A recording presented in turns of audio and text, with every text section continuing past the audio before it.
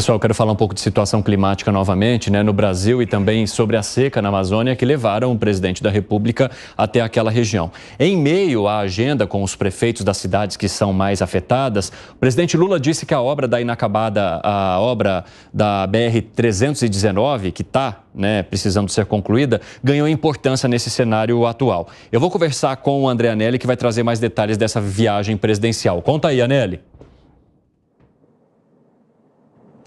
Exatamente isso, Evandro. O presidente Lula, como a gente antecipou no dia de ontem, no dia de hoje ele se encontra então no estado do Amazonas, daqui a pouco ele retorna aqui para Brasília, mas ele esteve na região justamente por conta da necessidade então de verificar em loco as questões relacionadas à seca, que é uma seca severa na região, um grande período de estiagem, e também as queimadas que acabam agravando a situação. E uma das consequências de todos esses elementos vividos nesse momento pela região é justamente a falta de navegabilidade de alguns rios, como por exemplo o Rio Amazonas, também o Rio Solimões, Rio Madeira, e que acaba isolando essa falta de navegabilidade alguns municípios ali do Amazonas que não têm rodovias ligando eles até outros municípios, até outras regiões. Então, diante desse contexto, o presidente Lula acabou fazendo comentário de que é importante sim concluir a BR-319,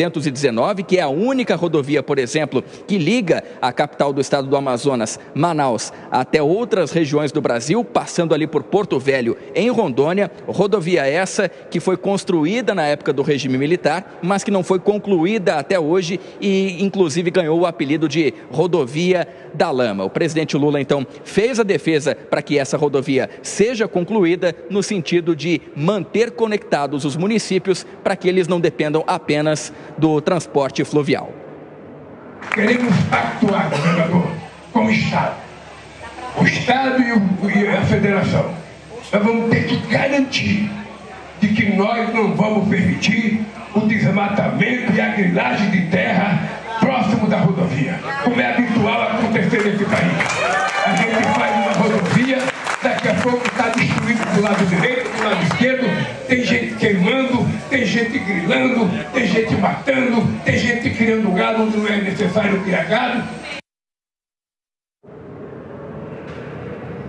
O presidente Lula fez essa referência, então, em relação a um pacto entre governo federal e governos regionais, no sentido de garantir, então, que não haverá desmatamento, também nem grilagem de terra, ocupação irregular da terra, porque esses são alguns empecilhos que acabam fazendo com que a rodovia não seja asfaltada, não seja concluída. Inclusive, em 2022, o então governo Jair Bolsonaro conseguiu uma permissão para que a rodovia começasse, então, a ser asfaltada, a ser concluída de fato, mas essa permissão acabou sendo derrubada por conta de uma ação apresentada pela ONG Observatório do Clima, que alegava falta de contrapartidas do governo para justamente então garantir com que a abertura da rodovia não acabasse resultando em grilagem, em desmatamento e situações irregulares que pudessem colocar em risco o bioma da Amazônia. Inclusive, nesse contexto, o presidente Lula também fez outro comentário a respeito da ministra do Meio Ambiente, Marina Silva, que o acompanha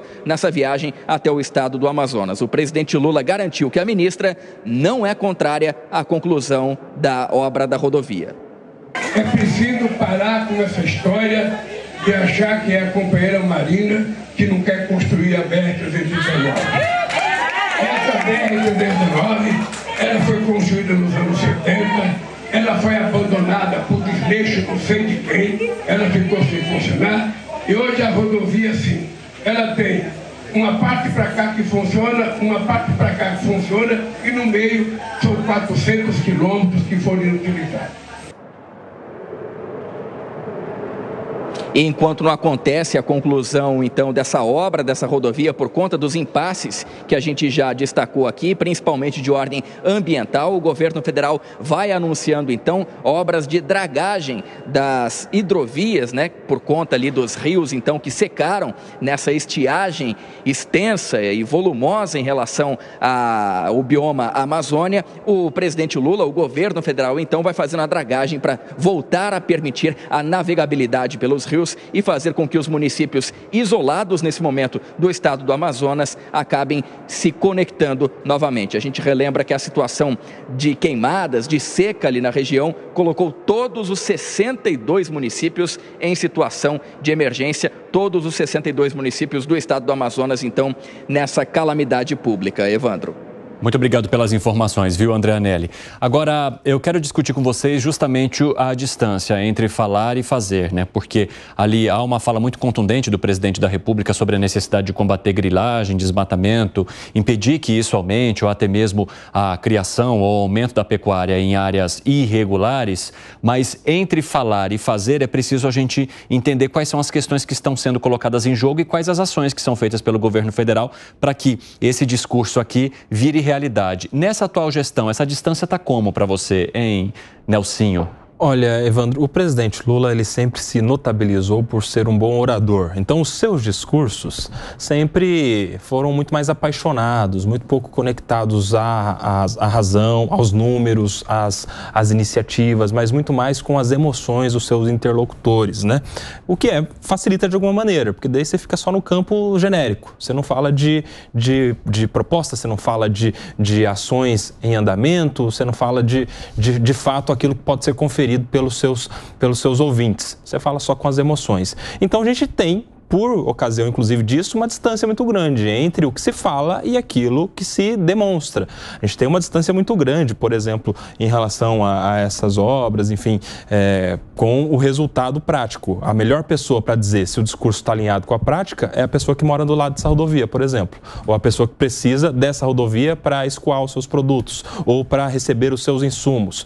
Enfim, só o fato de a gente estar vendo mais uma obra, inaugurando uma rodovia onde vai passar caminhão, queimando diesel e colocando carbono na atmosfera, já destoa, por exemplo, do discurso de preservação do meio ambiente. A gente vê, por exemplo, aquela discussão eterna da Ferrogrão, em que está parada porque passaria dentro de 0,1% de uma mata de preservação permanente, e do lado dessa mata tem uma rodovia, passando caminhão, queimando diesel e CO2 na atmosfera. Ou seja, é sempre um discurso que faz sentido para o emocionado, mas que quando você vai ver na ponta da linha, de repente, não gera tantos resultados práticos assim para quem se beneficiaria. Como é que você avalia, Zé?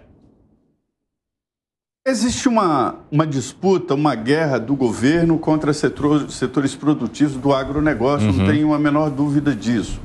Ao enaltecer o MST como se fosse um movimento benéfico à sociedade, o presidente dá indiretas e joga contra exatamente a postura do agronegócio, que é hoje o principal, vamos dizer, o principal veio de progresso do Brasil. Ocupa cerca de 40% já em alguns setores da economia do Brasil. E isto é muito, né? Isto é muito. Esse discurso, né, de principalmente sobre beira de estrada e sobre a autorização para o progresso, ele não tem razão na realidade. Porque eu entendo que o Ministério do Meio Ambiente, ele tem que ser ágil, ele tem que ser rápido na aprovação do projeto. Quando eu converso com empresários e setores de projetos da agropecuária, a pergunta é sempre a mesma: por que não fazer as coisas mais rápidas? Não precisa ser aprovado, não precisa ser sim, mas precisa ser rápida. Então, são pedidos de autorização de estradas, de pontes, de projetos geral, que demoram 3, 4 anos para aprovar, nem para dar sim, nem para dar não. Então, é preciso que o governo dê respostas muito mais rápidas, para tirar, inclusive, essa desconfiança de que a ministra Marina Silva atravanca o progresso do Brasil. E aí, Segré? O governo, todos os governos, não apenas esse, tem 3 metodologias de inauguração de coisas. A primeira é o lançamento. Nós vamos fazer tal coisa. Depois é a inauguração da obra. Corta uma cinta dizendo, nós já começamos. E a grande maioria dos governos não conseguem chegar na ponta. Nós estamos apresentando essa obra. Essa apresentação da obra muitas vezes provém de um governo anterior. E esse governo concluiu. A minha dúvida em relação a essa BR-319 é: quem está financiando essa ONG que interrompeu os trabalhos do governo anterior? Primeiro ponto. E segundo, quando o presidente disse nunca na história desse país, o que vem depois é uma questão que ele, às vezes, cria no seu pensamento e aí manda essa questão agora. Não, nós vamos fazer isso, mas temos que evitar a grilagem e tal. A dúvida é, se no passado recente teve uma ONG que interveio para não concluir essa obra, o que garante para o presidente Lula que essa ONG não vai atrapalhar o seu desenvolvimento dessa mesma obra, só que agora nesse governo? E a resposta fica por parte da nossa audiência.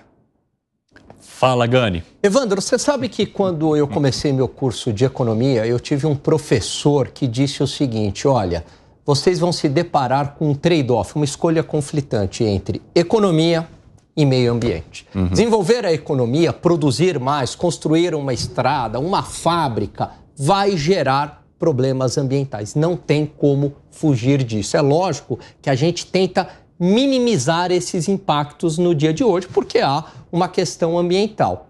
O presidente Lula, nessa equação, ele pende muito mais para o lado do desenvolvimento econômico. Se for para priorizar, ele vai escolher a economia, né, porque isso tem impactos sociais, redução de pobreza, etc., do que o meio ambiente. Agora, ele também é um político muito hábil. E aí ele faz uma leitura de que hoje esse discurso ambiental, ele está na moda, então ele acaba também fazendo esse discurso ambiental. Só que ele se torna refém desse discurso, porque muitas vezes ele quer construir lá uma estrada ou quer explorar o petróleo, como a gente viu na bacia do Amazonas, né?